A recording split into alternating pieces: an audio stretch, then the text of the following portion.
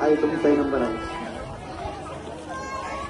नाही गेलो पंढरीला, नाही गेलो पंढरीला, नाही गाईला अभंग, नाही गेलो पंढरीला, नाही गाईला अभंग, वर्गामध्येच पाहिला पंढरीचा पांडुरंग, वर्गामध्येच पाहिला पंढरीचा पांडुरंग. असा अनेक पिढ्यांमध्ये वर्गामध्ये देव पाहिलेल्या आजच्या सत्कार मूर्ती सरलाताई देवरे सर या कार्यक्रमाला उपस्थित, सरपंच ताई, आजी माझे गावचे पदाधिकारी, आमचे आजी माझे सर्व शिक्षक सहकारी, या ठिकाणी जमलेले सर्व ग्रामस्थ आणि माझ्या विद्यार्थी मित्रांनो, देवरे मॅडमच्या बाबतीत अतिशय गुणगान गाऊन झालं. कारण गुणगान त्याचंच गातात ज्याच्याकडे काही गुण असतात. ज्यांची बाग फुलून आली त्यांनी 2 फुलं द्यावीत, ज्यांचे सूर जुळून आले त्यांनी 2 गाणी द्यावीत, ज्यांची उंची आभाळा एवढी त्यांनी थोडे खाली यावे, मातीत ज्यांचे जन्म मळले त्यांना थोडे उचलून घ्यावे. आयुष्यभर या तळागाळात राहणाऱ्या गोरगरिबांच्या मुलाला शिक्षण देण्यासाठी तन मन धनाने ज्यांनी काम केलं त्यांच्या सेवापूर्ती समारंभाला आपण या ठिकाणी जमलेलो आहोत. आणि पिढ्या घडवायच्या बाबतीत म्हणायचं तर आईनंतर पहिला गुरु आई वडील असतात, नंतर शिक्षक. शिक्षकाचं काम जगाला मोठं करायचं असतं. मॅडमनी तेच केलं. कारण एखादा इंजिनियर जर बिघडला तर 2-4 धरणं 2-4 रस्ते खराब होतील. एखादा डॉक्टर बिघडला तर एखादं पेशंट मरेल. एखादा वकील बिघडला तर एखादा आरोपी फाशी जाईल. परंतु एक शिक्षक जर बिघडला तर अनेक पिढ्यानपिढ्या बर्बाद होतील. म्हणून शिक्षकाचं काम जगाला मोठं करायचंय. मॅडमच्या आयुष्यामध्ये मॅडमनी तेवढंच काम केलं आणि म्हणून एक चांगला परिवार त्या घडवू शकल्या. आज त्यांची 2 मुलं उच्च शिक्षित आहेत, एक क्लास 1 ऑफिसर आहे, एक मोठा उद्योगपती आहे. हे का घडलं की दुसऱ्याला जेव्हा आपण देतो तेव्हा परमेश्वर आपल्याकडे 1000 हातांनी पाठवत असतो. म्हणून त्यांनी जे काम केलं ते पुन्हा त्यांच्याकडे वळती झालेलं आहे. मॅडम, आयुष्यभर आपण पहिलीचा वर्ग सांभाळला. आपण नेहमी प्रत्येक जण म्हणतो लहान मूल म्हणजे चिखलाचा गोळा असतो आणि त्याला आकार देण्याचं काम शिक्षक करत असतो. पण प्रत्यक्षात चिखलच मातीच तुमच्या हातात पडायची आणि त्या मातीला योग्य चिखल बनवून चांगला आकार देण्याचं काम आपण आयुष्यभर केलं.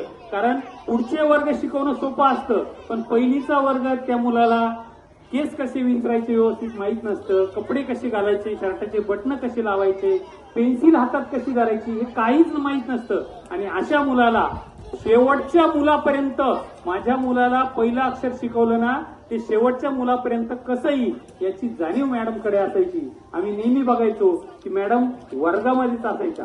बाकीच्यांचं काय चालू, मीटिंग असेल तरी मॅडम लेट. कारण काय, माझ्या वर्गामध्ये स्वाध्याय चालू होता, माझ्या वर्गामध्ये अभ्यास अपूर्ण राहिला होता. म्हणजे त्यांचं सर्व सेवा ही फक्त विद्यार्थ्यांप्रती होती. काय जे असेल ते फक्त मुलांना अर्पण. आणि म्हणून त्या एक चांगल्या गृहिणी सुद्धा बनू शकल्या. एक चांगल्या गृहिणी, आता सरांनी सांगितलं की त्यांचं जेवण मॅडम नंतरही पाठवत जा. म्हणजे सुगरण कशी असावी ते मॅडम कडून शिकायचं. अनेक गुण. आणि एक माता, एक चांगली माता काय करू शकते, आपल्या 2 मुलांना उच्च शिक्षित करून सुसंस्कार दिले. सुसंस्काराचे धडे असे फुकट कुठल्या शाळेमध्ये मिळत नसतात. मॅडम या मुलांसाठी एक संस्काराचं विद्यापीठ होतं. एक चांगली पत्नी, देवरे सरांकडे बघा, आज रिटायर होऊन 2-3 वर्ष झाले, पण अजूनही तरुणाला आजवेल एवढा व्यायाम ते करतात, एवढं छान दिसतात. फक्त थोडंफार डोक्यावर गेले असतील, ते काय मॅडमच्या तणावामुळे नाही. कारण मॅडम एक चांगल्या पत्नी बनू शकल्या होत्या आणि एक चांगल्या भगिनी. आजपर्यंत जेवढेही सहकारी त्यांना लाभले असतील ते त्यांना ताई म्हणूनच हाका मारायचे आणि म्हणून दाजींचंही फावलं जायचं, कारण त्यांना आपोआप मान मिळायचा. एक चांगल्या बहीण या नात्याने त्यांनी आयुष्यभर सेवा केली. अशा सुंदरशा याच्यामध्ये त्यांना माहित होतं की माणसाच्या कला कशा ओळखायच्या. म्हणजे एकदा परमेश्वराच्या दरबारामध्ये लक्ष्मी आणि पनवती दोन्ही एकाच वेळेस गेल्या. मॅडमच्या अंगाची खुबी बघा कशी आहे. लक्ष्मी आणि पनवती दोघी एकाच वेळेस गेल्या आणि दोघी म्हणू लागल्या, मी सुंदर आहे, मी सुंदर आहे. तसेच आमचे मुलं असतात, मॅडम बघा माझा अक्षर छान आहे, तो मुलगा म्हणतो माझा अभ्यास किती छान आहे. मग आता प्रत्येक मुलाला नाराज न करता सगळ्यांना समान न्याय द्यायचा. आता परमेश्वराच्या दरबारात लक्ष्मी आणि पनवती आल्या, दोघींनी म्हटलं मी छान विचार आहे. परमेश्वराजवळ प्रश्न पडला, आता काय करायचं. पहिल्यांदा एकेकीने या म्हणे. पहिल्यांदा लक्ष्मी गेली, तेव्हा परमेश्वराने सांगितलं, तू जेव्हा माझ्याकडे येतेस ना तेव्हा अतिशय सुंदर दिसते, खूप छान दिसते. आणि तिला खुश वाटलं, ती निघून गेली. नंतर पनवतीला बोलवलं, पनवतीलाही बोलवलं आणि पनवतीला म्हटले, कशी आलीस तू. पण जेव्हा तू जाते ना तेव्हा तुझ्यातलं सौंदर्य वाखाणण्याजोगं असतं. आणि दोघींनाही खुश केलं. पनवती खुश झाली पाहिजे आणि लक्ष्मी खुश झाली पाहिजे. तसं वर्गातला श्रीमंताचा पोरगा असो, सरपंचाचा पोरगा असो, गरीबातल्या झोपडीतला मुलगा असो, सगळ्यांना खुश करणं आणि सगळ्यांचा अभ्यास सारखा घेणं हे मॅडमचं कुशल असं कौशल्य होतं. शेख सरांनी उल्लेख केला, पहिलीच्या मुलांच्या स्पर्धा घेतल्या. आजपर्यंत कोणी घेतल्या नसतील, कारण पहिलीच्या मुलांचं अक्षर सुरुवात असते, अक्षर गिरवायची सुरुवात असते, त्यांच्या हस्ताक्षराची स्पर्धा. पण यांच्यामध्ये मला कौशल्य नाही बघायचं, मला शिक्षकांमध्ये स्पर्धा लावायची की पहिलीचा वर्ग तयार करताना कसा कराल, देवरे मॅडमकडे जाऊन बघा. म्हणजे इतका आदर्श शिक्षक त्यांच्यामध्ये दडलेला होता.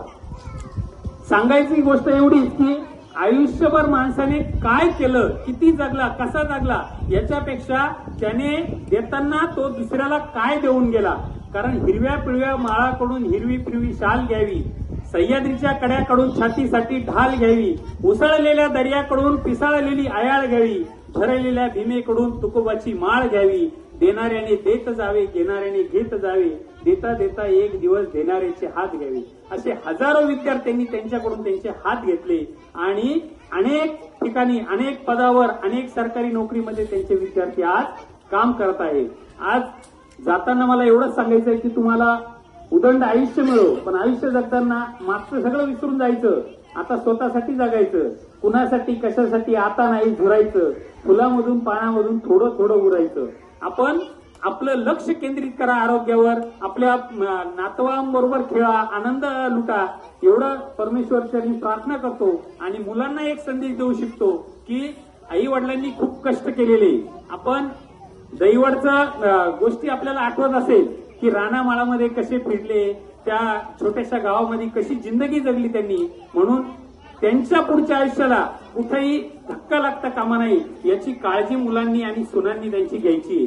कारण या जाता जाता एक संदेश देतो या मुलांना आणि तुम्हाला, या मुलांनाही जाईल तो संदेश. आणि मी माझं मनोगत थांबवतो.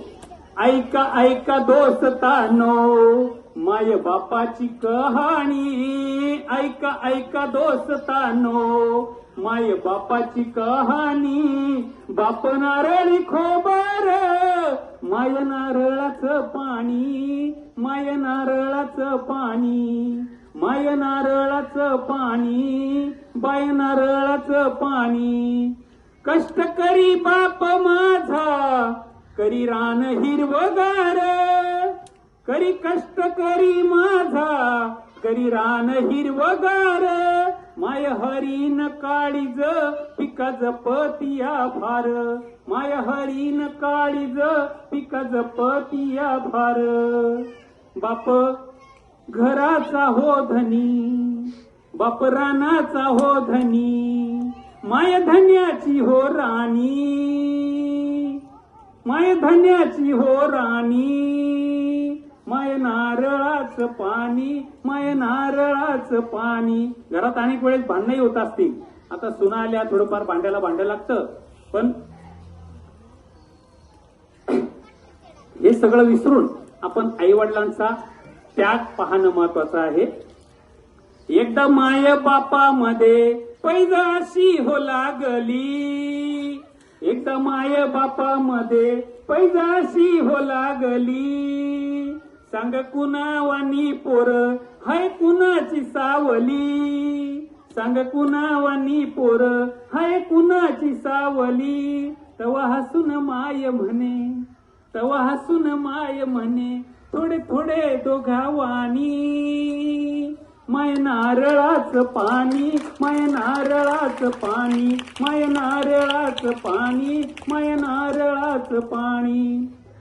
आपल्या आईवडिलांना जपा, आपल्या शिक्षकांना जपा, कारण शिक्षक हे संस्कृती घडवतात, देश घडवतात आणि शिक्षकांना ज्या गावाने जपलं त्या गावाचं नाव नक्कीच मोठं झालेलं आहे. आणि माणिकखांबच्या बाबतीत, माणिकखांबच्या जेव्हापासून माणिकखांबमध्ये मी 6-7 वर्ष सर्व्हिस केली, परंतु गाव सोडूशी वाटत नव्हतं, माणसं सोडूशी वाटत होते.